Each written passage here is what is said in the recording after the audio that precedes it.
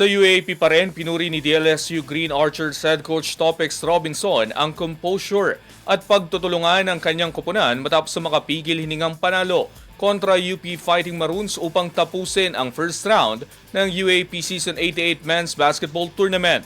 Ang ibang detalye alamin sa aking eksklusibong pag-abante. Sports Now. Sports Now. Exclusive.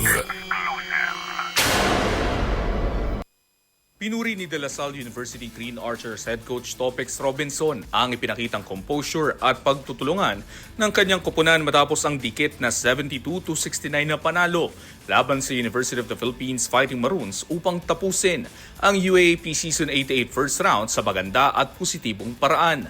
Ayon kay Robinson, pumasok ang Green Archers sa laban dala ang mindset na mag-enjoy at yakapin ang hamon sa halip na ma-pressure sa bigat ng laro. Itinuring din niya ang tagumpay bilang isang mahalagang hakbang sa pagbabalik ng kumpiyansa ng koponan matapos ang hindi pantay na simula ng kanilang kampanya. Well, we know that it's gonna be a dogfight. You know, it's gonna be hard. You know that it's gonna be a grind-out game. But sa amin kasi, we just want to make sure we enjoy this moment. You know, we're not gonna allow the pressure, the stress, you know, the challenges of us not enjoying it, because this is a once-in-a-lifetime opportunity experience, not only for the players but also for me, playing against the best team in college right now. So we just want to make sure we soak that experience and you know, learn from it if need be, the lessons, and be humbled also by the situation.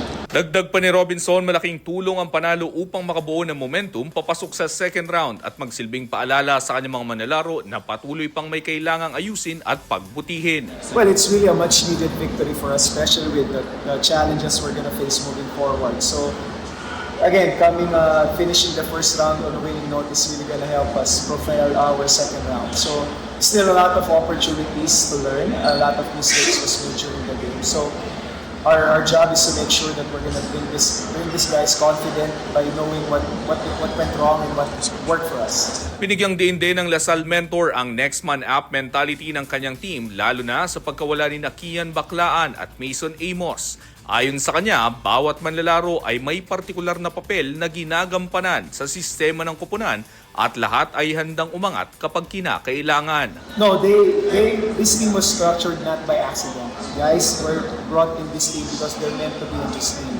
So it's not really something that's gonna surprise everyone that all of a sudden you're gonna have this kind of responsibility. It's not only one person's responsibility, but it's everybody's responsibility to really help and contribute in their own special way. Kaugnay naman ang kontrobersya sa kanila nakaraang laban kontra University of the East, sinabi ni Robinson na nauunawaan niya ang posisyon ni Coach Chris Gavina at ikinagalang ang desisyon nito na ipagtanggol ang kanyang koponan. Well, we haven't really talked or bumped into each other, but I'm also a coach, so I know what he's going through, and at the end of the day, you know, he's the head coach, and he will do whatever it is to defend the team. And I was saying, if I was in this situation, I might do the same. So I have any reason to judge what he did was right or wrong. And at the end of the day, he wants to protect the team.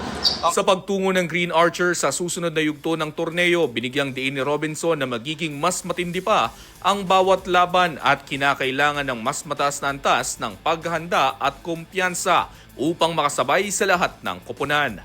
Dagdag pa niya, patuloy nilang ipaglalaban ang karangalan ng Lasal sa bawat pagkakataong lumalabas sila sa court dahil para sa kanya, bawat laro ay isa pa ring dogfight na kumakatawan sa puso at dangal ng universidad. Well, we prepared for this, that it's every game that we're going to play is going to be a close game. So there's really no surprises. All the teams have really stepped up and really been playing well. So we just have to make sure we're going to come in confident, being prepared. Ako si Sus Valdez, Abante Sports, now na.